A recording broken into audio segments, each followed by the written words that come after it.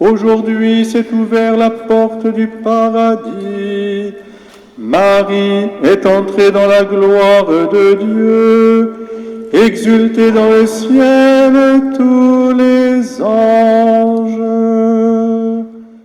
Le Seigneur soit avec vous.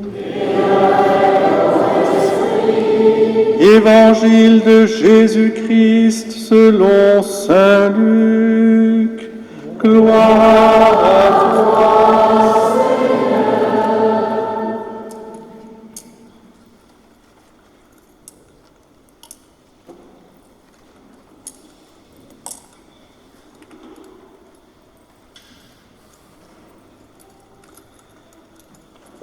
En ces jours-là, Marie se mit en route et se rendit avec empressement vers la région montagneuse dans une ville de Judée. Elle entra dans la maison de Zacharie et salua Élisabeth. Or, quand Élisabeth entendit la salutation de Marie, l'enfant tressaillit en elle. Alors Élisabeth fut remplie d'Esprit Saint et s'écria d'une voix forte: Tu es bénie entre toutes les femmes, et le fruit de tes entrailles est béni. D'où m'est-il donné que la mère de mon Seigneur vienne jusqu'à moi? Car lorsque tes paroles de salutation sont parvenues à mes oreilles, l'enfant a tressailli d'allégresse en moi. Heureuse celle qui a cru à l'accomplissement des paroles qui lui furent dites de la part du Seigneur. Marie dit alors: Magnificat, Magnificat, Magnificat anima mea Dominum, Magnificat, Magnificat, Magnificat anima mea. Mon âme exalte le Seigneur, exulte mon esprit en Dieu mon Sauveur. Il s'est penché sur son humble servante. Désormais, tous les âges me diront bienheureuse. Le Puissant fit pour moi des merveilles. Saint est son nom. Sa miséricorde s'étend d'âge en âge sur ceux qui le craignent. Déployant la force de son bras, il disperse les superbes, il renverse les puissants de leur trône, il élève les humbles. Il comble de bien les affamés, renvoie les riches les mains vides. Il relève Israël, son serviteur. Il se souvient de son amour, de la promesse faite à nos pères en faveur d'Abraham et sa descendance à jamais. Magnificat, Magnificat, Magnificat anima mea Dominum, Magnificat, Magnificat, Magnificat anima mea. Marie resta avec Élisabeth environ 3 mois, puis elle s'en retourna chez elle. Quelle joie de célébrer ensemble la mère de notre Sauveur. Le pape Léon XIV, qui va venir en septembre, a choisi pour thème « Pour que le monde ait la vie ».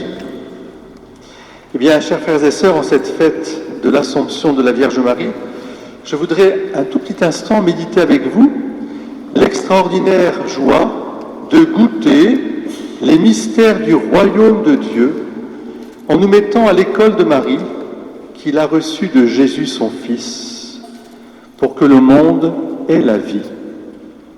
D'abord, que cette fête de l'Assomption soit toute joie, joie de l'Annonciation et de Noël et de chaque vie naissante. Maman, Marie, notre mère, chaque enfant est une étoile, un éclat de l'infini. Dieu allume des étoiles dans le ciel de notre vie. Aujourd'hui, je voudrais que nous remercions le Seigneur en ce jour de l'Assomption pour la vie, notre vie, chacune et chacun d'entre nous, et que nous puissions dire aussi et chanter « Chaque enfant est une étoile, un éclat de l'infini.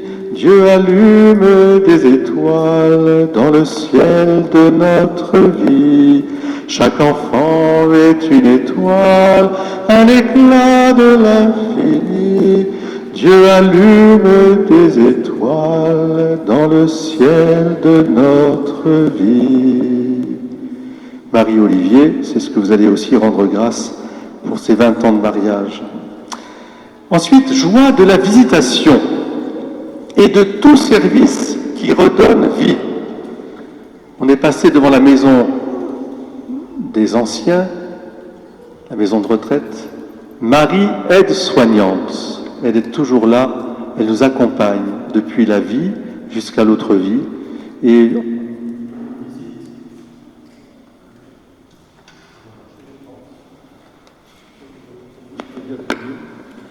un, deux, c'est bon.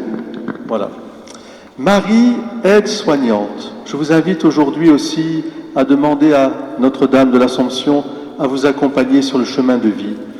Elle est celle qui écoute nos prières. On n'a jamais entendu dire qu'aucun de ceux qui ont eu recours à vous, imploré votre assistance ou réclamé vos suffrages, ait été abandonné. Animé d'une pareille confiance, ô Vierge des Vierges, ô ma mère, je viens à vous, et gémissant sous le poids de mes péchés, je me prosterne à vos pieds. Ô Mère du Verbe incarné, ne rejetez pas mes prières, mais daignez les écouter favorablement et les exaucer. Marie de la Visitation. Joie de la prière et la parole partagée à l'école de Marie, maîtresse de vie. Faites tout ce qu'il vous dira. Voilà ce que Marie nous dit. Et elle nous enseigne.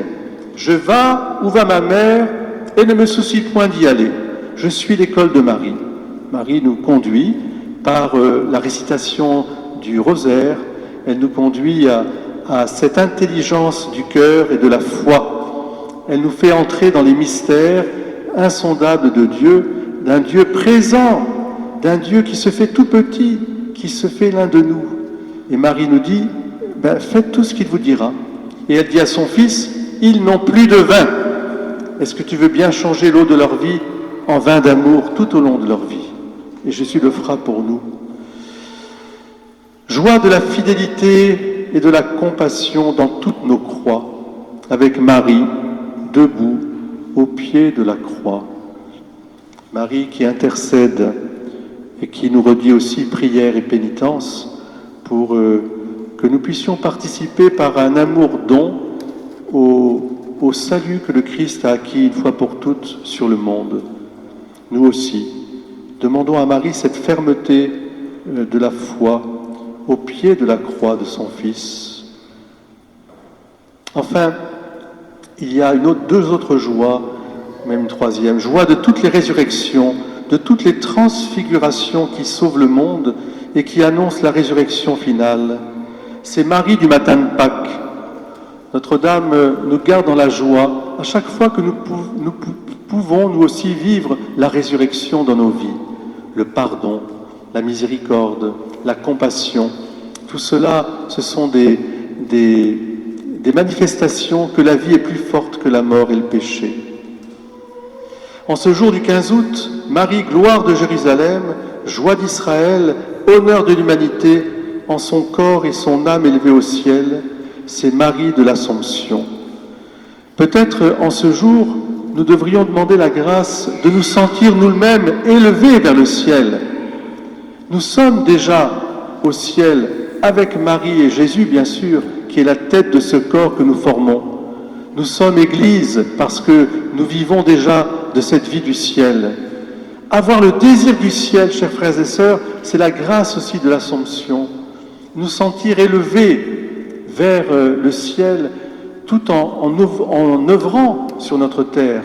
Mais c'est Marie qui nous permet de garder ce regard porté aussi vers les réalités d'en haut.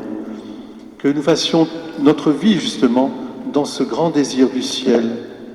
Enfin, c'est la joie de la France, fille aînée de l'Église, pays de tant de saints, de tant d'apparitions mariales, de tant d'abbatiales et de cathédrales, c'est Marie, reine de France.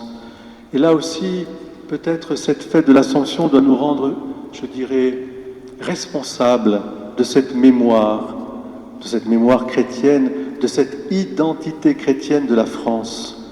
Mais pour en faire non pas un drapeau au sens de quelque chose qui serait, je dirais, excluant les autres, mais au contraire d'un service pour rappeler que ce royaume de France, c'est le royaume de Marie, et que cette civilisation française qui est la nôtre, elle repose sur les valeurs profondes de l'Évangile, et de cet Évangile qui met la personne humaine au début et à la fin de toute responsabilité, qu'elle soit personnelle, familiale ou sociale.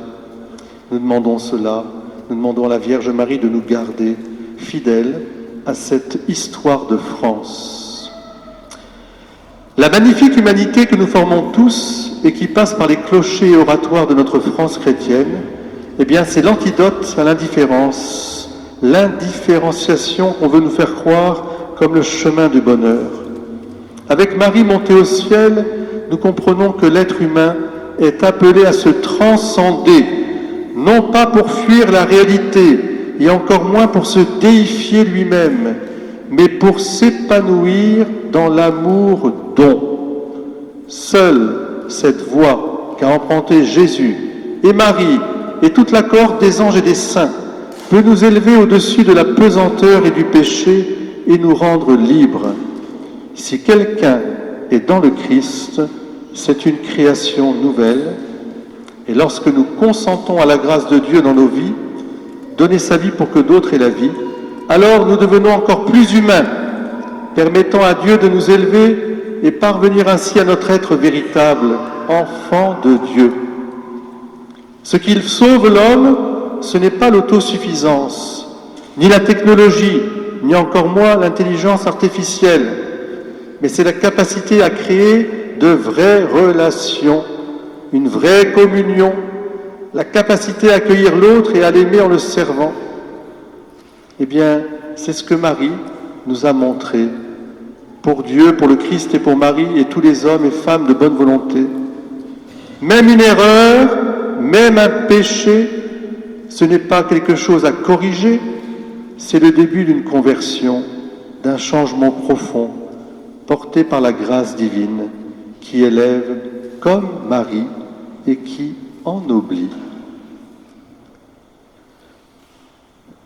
Nous te saluons, ô toi, Notre-Dame.